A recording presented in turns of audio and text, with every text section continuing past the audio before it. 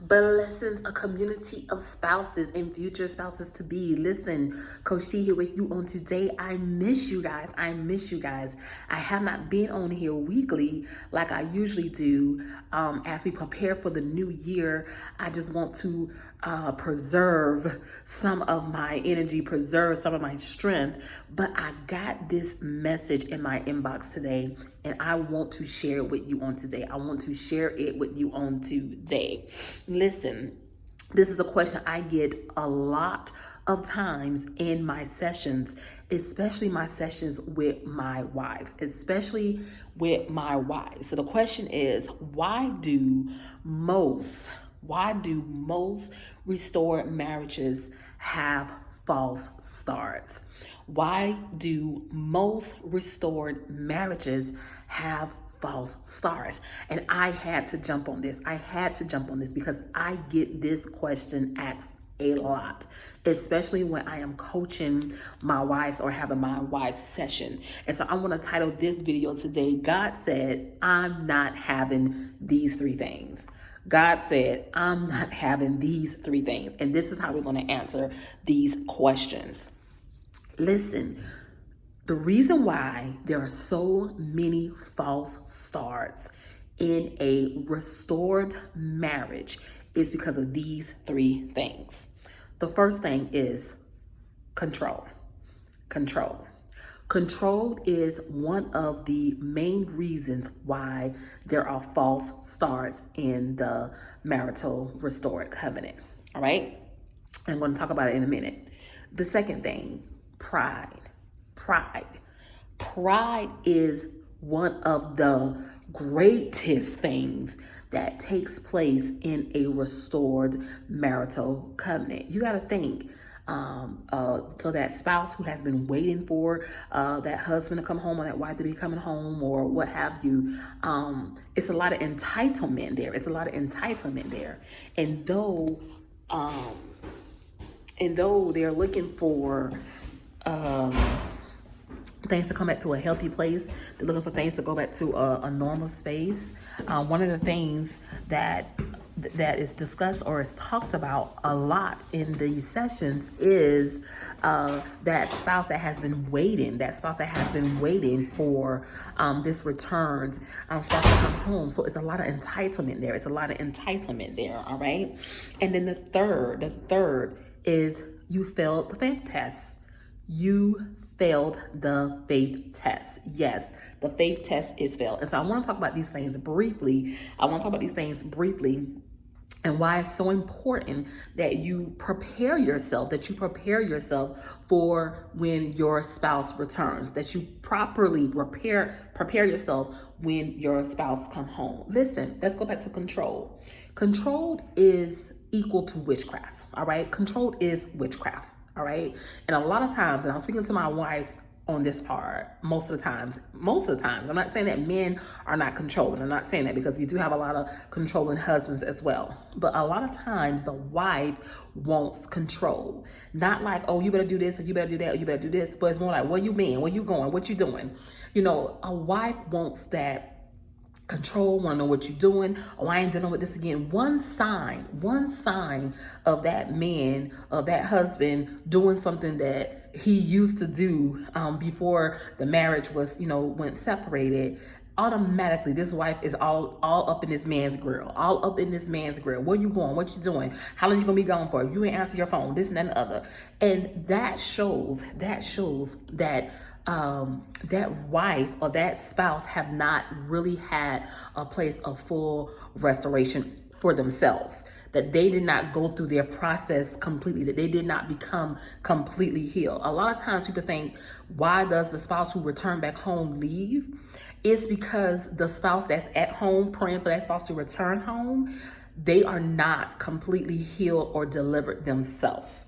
That's the bottom line to this. They're not completely delivered or healed themselves. They did not properly go through their transformation, their time spent with God.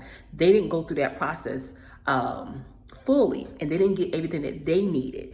A lot of times, spouses think that marriage restoration is just about, oh, God is going to do all these things for that person on the outside, but God is doing something for that person mainly on the inside, because God knows when that person on the outside returns, the person on the inside needs to be built up in the Lord. The person on the inside needs to be at a place where God can say, I can use you, I can trust you with your husband, I can use you, I can trust you with your wife, because I know that you've been spending time with me. I know that you're in a healthy place. I know that you've been in your word. I know you are strong enough to deal with it. And so a lot of times a false start takes place because that spouse did not get full deliverance. That spouse did not get full deliverance. And so the control starts. You try to go back and start doing things that you did before the marital covenant went sour. And you have to understand, you can't do that. You cannot do that. That's not what God is calling you. That's not why God is restoring your marriage, okay? That's not why God is restoring your marriage. But somehow, some way, we mess that up anyways, all right? The second thing, and it talks about this in James chapter 4, verse 6, where it says, God resists the proud. God resists the proud, all right? A lot of times, pride has taken place in that spouse who's home. Let's go back to the prodigal son. You know, dad, you giving this dude a party, you giving this dude, you know, a ring and putting on coats, and I've been here with you the whole time. I've been right here by your side the whole time, right? And so that spouse who's home now, one little thing that this spouse do wrong that they don't like is, oh, well, who you think you are? Oh, I'm the one being here taking care of this house. Oh, I'm the one been handling these bills. Oh, I'm the one been, you know, praying and going to God for you. Oh, I'm the one who been doing this. I. And God is saying, hold up. It don't work like that. God resists the proud.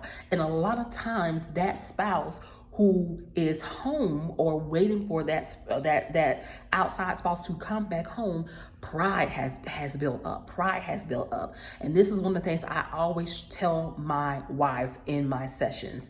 Make sure that you are daily examining you. Make sure that you are daily doing an assessment on your heart. Make sure you are daily going to God in prayer and asking him, Lord, you know, look at my heart, charge me. What is it that I need work on? What is it that I need improvement in? What is it that I need to do some self-evaluation, I need to, bring some self-awareness to. What is it that I need to do to make sure that I'm in that good, healthy place?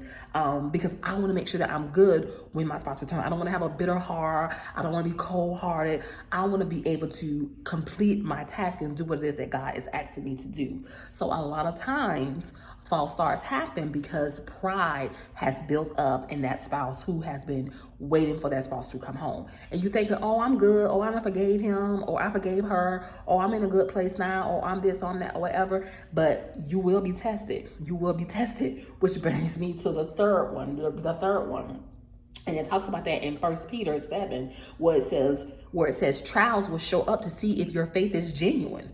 Trials will show up to see if your faith is genuine. You might not even know that you have pride in your heart until your faith is tested. You might not even know that you're dealing with control until your faith is tested.